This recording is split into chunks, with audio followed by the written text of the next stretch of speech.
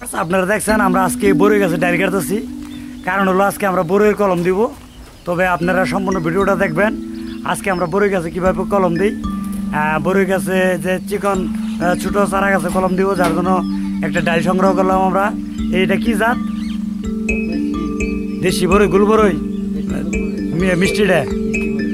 এটা যে দই মিষ্টি বড়ই আছে না, দই মিষ্টি যেটা হালকা টক মিষ্টি, সেই বড়ই। এই বড়ইগুলো কিন্তু খুব সুস্বাদু। আমরা যত নিম্ন বড়ই আছে আমাদের দেশি বড়ইয়ের মধ্যে সবচেয়ে মানে গুল বড়ইয়ের মধ্যে সবচেয়ে ভালো জাতের একটা বড়ই, যার জন্য এই গাছটা কাইটা ভালো থেকে আমরা এই মাতৃ গাছটা থেকে আগে এই যে সায়ন সংরক্ষণ করলাম, ডালটা নিলাম।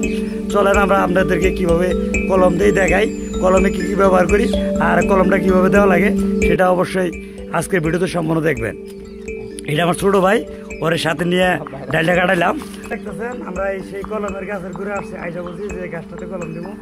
এখানে আমরা যে কলম দেওয়ার জন্য পুলিটা কেটে নিচ্ছি। এটা যে বাজার দিয়ে পুলি আনি আমরা, সেই পুলিটা এটাকে কলমের জন্য সাইজ মতো কেটে নিলাম।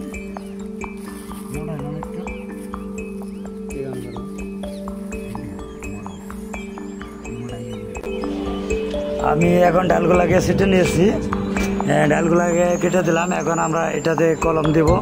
তবে আমার সায়নটা হারাই গেছে, যে ডালগুলা কেটে রাখছিলাম ওই জায়গায় খুঁজতেছি আমি সায়নগুলা।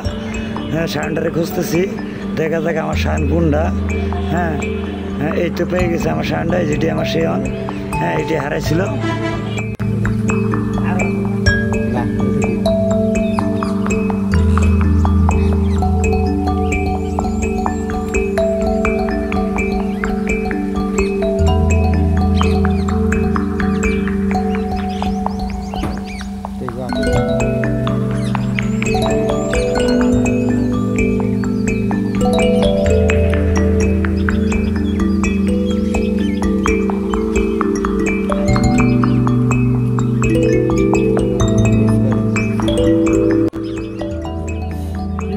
আপনারা দেখছেন এই যে আমি দুইটা সার নিচ্ছি।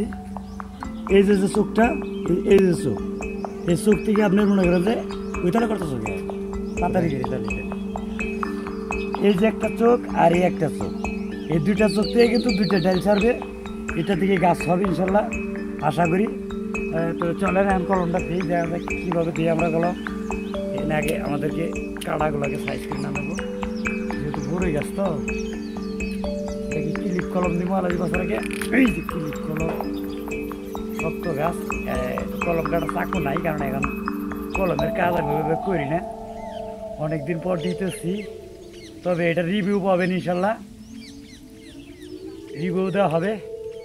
বেশি দিন লাগবে না, হয় সর্বোচ্চ 15 দিন। এর মধ্যে আবার রিভিউ দিব ইনশাল্লাহ। আমরা সাথে থাকেন, কীভাবে কলমটা দিয়ে শিখেন। আপনারাও পারবেন, আমারই কিছুই না কলম দেওয়া।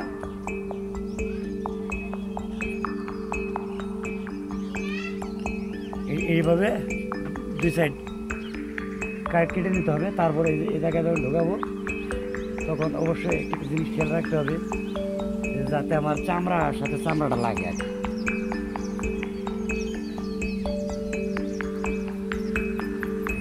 একটা বার। কারণ ডালের থেকে উপরে ডালটা ছোটো চিকন, যার কারণে আমার এক সাইড মিল রাখতে হবে। এক সাইড অবশ্যই 100% চামড়ার সাথে চামড়া যাতে মিল খায়। আল্লাহ অবশ্যই বিসমিল্লাহ দিতেছি, কী হবে জানি না, তারপর আশা করি যে হবে। এটা বাজারে ব্যাগ দিয়ে গ্যাফটিং করতেছি। গ্যাফটিং করার জন্যে আলাদা পলি কিনতেও পাওয়া যায়, তবে আমরা এটা দিয়ে করি। যখন নার্সারি করতাম তখন এটা দিয়ে করতাম। তবে যে এইভাবে শুধু চোখের অংশটা বাদ রেখে আবার পুরা ডালটা এইভাবে বেছে দিতে হবে, যাতে রোদ্রের তাপে সরাসরি ডালটা না শুকিয়ে যায়। এই জন্য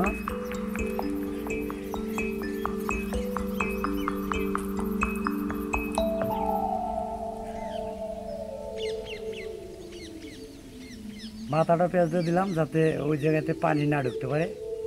পানি ঢুকলে নষ্ট হওয়ার সম্ভাবনা থাকে, পচে যাবে উপর থেকে, যার জন্য মাথাটা সঠিকে দিলাম। আমার একটা কলম, এটা হচ্ছে সাইড কলম।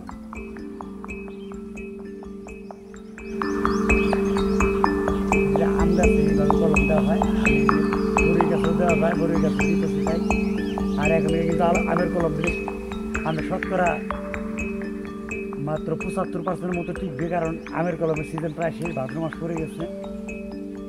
যারা কলম দেন, কলম শিখছেন তারা অবশ্যই খেয়াল রাখবেন যে ভাদ্র মাসে আমের কলমের সময় শেষ হয়ে যায়, যে পরিমাণ কলম দেওয়া হয় তার থেকে কম হারে টিকে।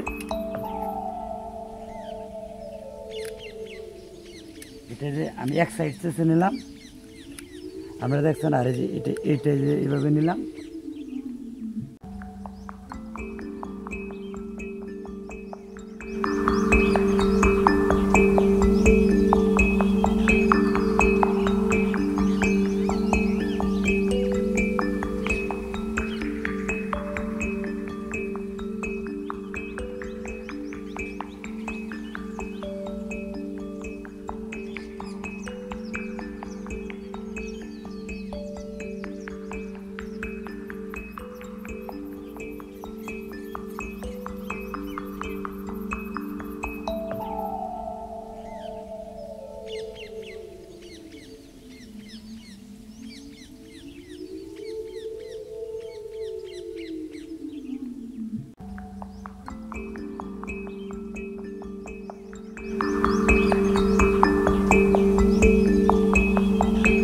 আপনারা দেখলেন আমি দুটো কলম দিলাম, একটা হলো ক্লিপ কলম আর একটা হলো সাইড কলম।